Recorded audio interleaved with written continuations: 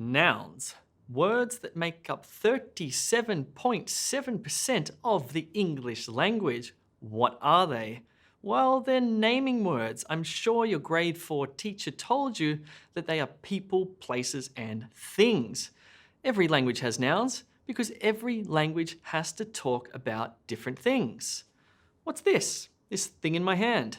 It's a ball, and ball is a noun. Quite simply, nouns are the most basic part of the language. If we know how to name something, we can talk about it with each other. We can understand each other. We can talk about things together and know what we're talking about. My name is Jay, and today we're learning about nouns.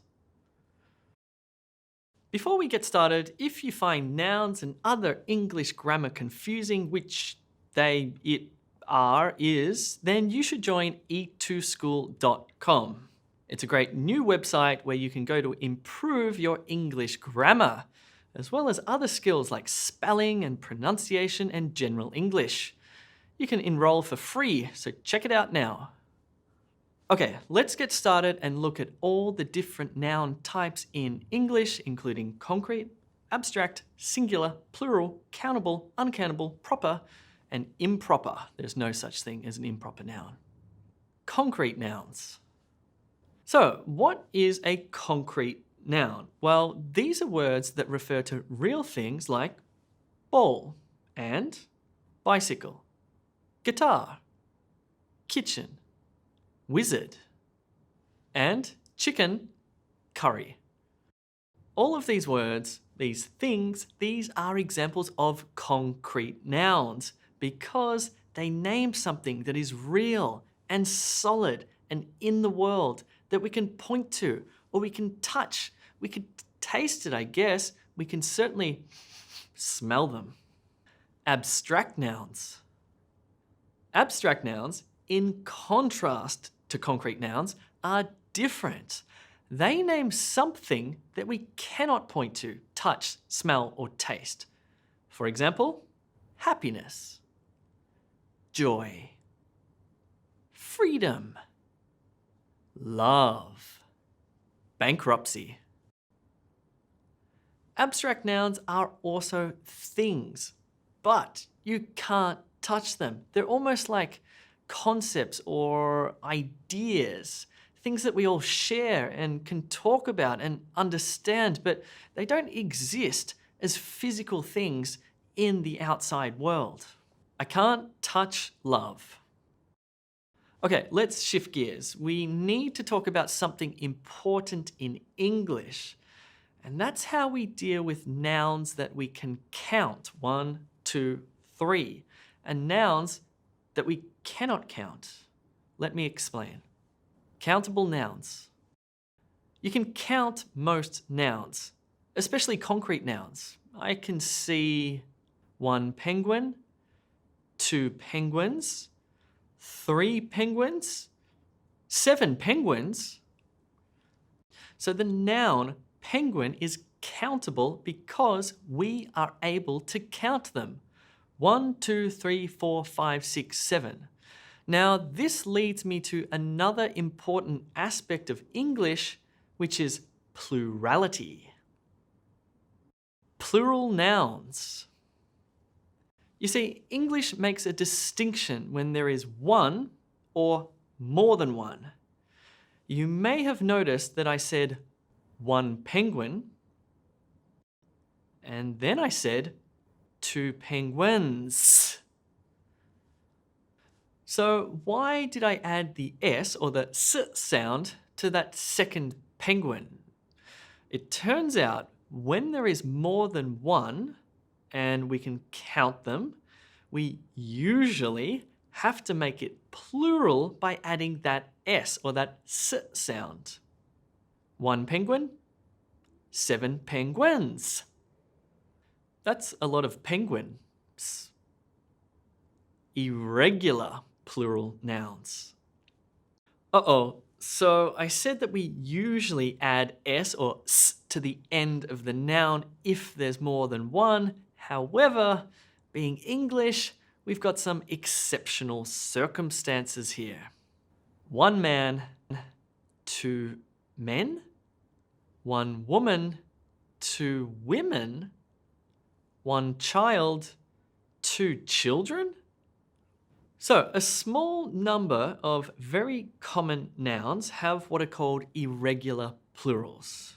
Instead of using s or s, they have a different ending to show that there's more than one. Some common examples are two men, three women, four children. A very small number of nouns don't change at all between the singular and the plural. For example, one sheep, two sheep, one fish, 350 fish. Some languages don't have plurality at all, and some languages have like singular and dual when there's two and then more than two. Anyway, in English, plurality is important. Singular nouns and articles. When we use singular countable nouns, or one thing, we nearly always need to use an article. Articles are words like a, an, or the.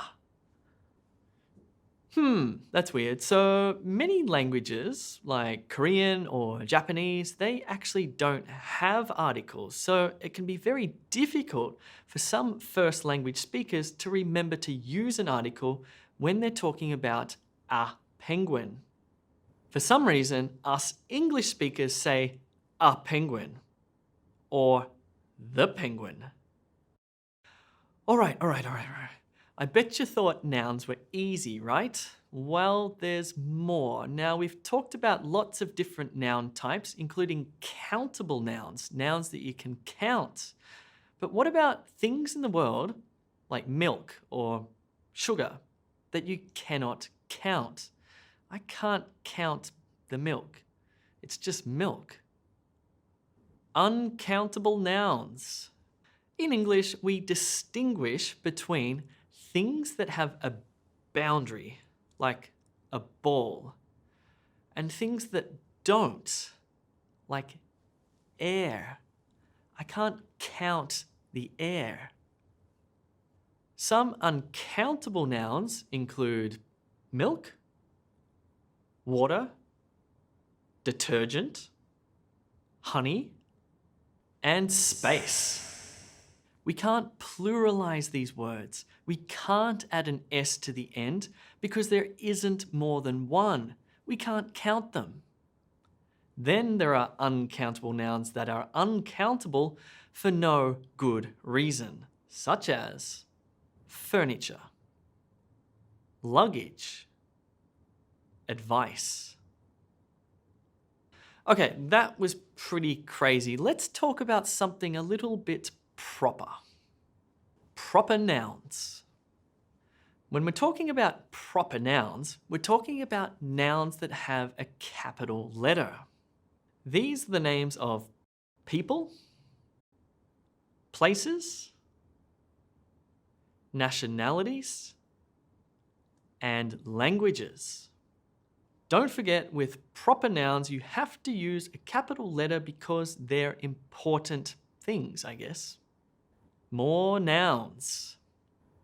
Okay, today we just talked about nouns, and nouns are cool, they're interesting, they're things in our universe, but we need much more than just nouns to make language. We need to describe these nouns. Are they beautiful, soft, bubbly, or hot?